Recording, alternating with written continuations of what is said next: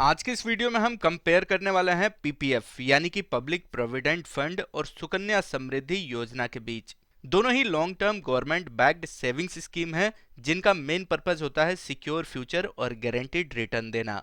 लेकिन जब बात आती है बच्चे के फ्यूचर के लिए इन्वेस्टमेंट की तो सवाल ये उठता है कि कौन सा ऑप्शन ज्यादा अच्छा है, कहां सबसे ज्यादा रिटर्न मिलेगा।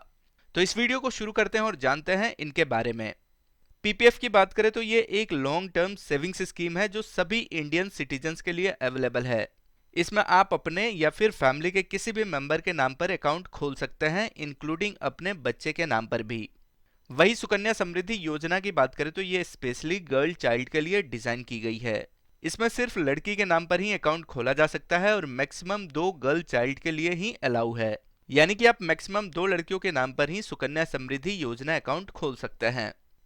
डिपॉजिट लिमिट और टेन्योर की बात करें यानी कि आप इस स्कीम में कितना जमा कर सकते हैं और मैच्योरिटी टाइम कितनी होती है, तो पीपीएफ में आप मिनिमम 500 रुपया और मैक्सिमम 1,50,000 रुपया पर ईयर तक इन्वेस्ट कर सकते हैं। इसका टेन्योर होता है 15 साल, जिसे आप एक्सटेंड भी कर सकते हैं 5 साल के ब्लॉक्स में। वही सुकन्या समृद्धि योजना की बात करें तो इसमें आप मिनिमम 250 रुपया और मैक्सिमम 1,50,000 रुपये तक इन्वेस्ट कर सकते हैं 1 साल में। लेकिन इसका टेन्योर थोड़ा अलग होता है। अकाउंट 21 साल तक चलता है या जब तक लड़की की शादी नहीं होती है तब तक आप इस अकाउंट को चला सकते हैं। इस अकाउंट में डिपॉजिट करने का जो पीरियड होता है वो 15 साल का होता है। इसके बाद अकाउंट में इंटरेस्ट मिलता रहता है। यानी कि इसमें आपको कम समय के लिए डिपॉजिट करना है और बाकी के जो बचे हुए समय है यानी 6-7 साल उसमें आपको इंटरेस्ट मिलता रहेगा। अब इंटरेस्ट रेट की बात करें तो फिलहाल पीपीएफ पर इंटरेस्ट रेट है 7.1% पर एनम, जबकि सुकन्या समृद्धि योजना पर 8.2% पर एनम के हिसाब से इंटरेस्ट मिलता है।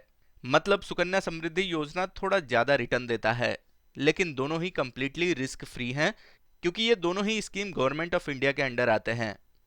दोनों स्कीम में आपको इनकम टैक्स एक्ट के सेक्शन 80C के अंडर 1,50,000 रुपये तक का टैक्स डिडक्शन भी मिलता है। और सबसे अच्छी बात, दोनों का जो इंटरेस्ट है और मैच्योरिटी अमाउंट है ये कंप्लीटली टैक्स फ्री है। मतलब आप जितना इन्वेस्ट करेंगे उसका फुल बेनिफिट सेफ और टैक्स फ्री मिलेगा। अब ये जानते हैं कि कौन सा बेटर ऑप्शन है बच्चों के फ्यूचर के लिए। अगर आप अपनी बेटी के फ्यूचर के लिए प्लान कर रहे हैं तो नो डाउट सुकन्या समृद्धि योजना एक परफेक्ट चॉइस है, क्योंकि इसमें आपको हायर इंटरेस्ट मिलता है और डायरेक्ट गर्ल चाइल्ड के नाम पर सेविंग्स होती है। लेकिन अगर आप बेटे या फिर फैमिली के सेविंग्स के लिए लॉन्ग टर्म सिक्योर प्लान चाहते हैं तो पीपीएफ यानी कि पब्लिक प्रोविडेंट फंड सबसे बेस्ट ऑप्शन है।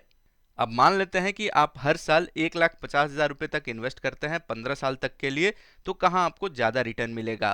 तो पीपीएफ में आपको लगभग 40 लाख रुपए तक का रिटर्न मिल सकता है मैच्योरिटी पर, जबकि सुकन्या समृद्धि योजना में यही इन्वेस्टमेंट 45 से 46 लाख रुपए तक पहुंच सकता है हायर इंटरेस्ट रेट की वजह से।